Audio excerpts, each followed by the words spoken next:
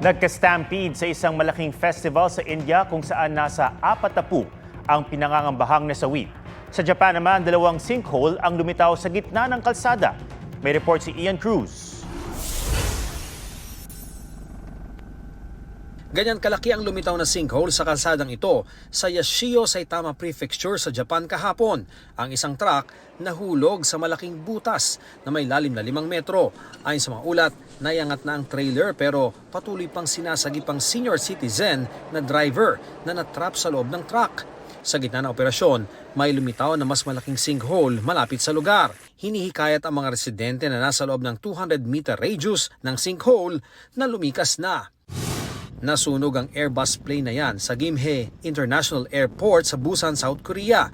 Nagsimula ang sunog sa buntot ng eroplanong palipad na sana pa Hong Kong. Ligtas ang lahat ng mahigit 100 at 60 pasahero, pati na ang 7 crew. Inaalam pa ang pinagmulan ng apoy.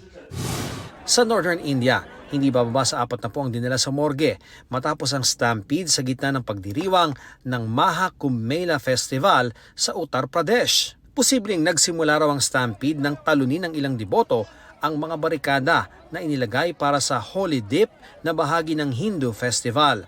Sa kabila nito, milyon-milyong deboto pa rin ang tumuloy sa paliligo sa ilog.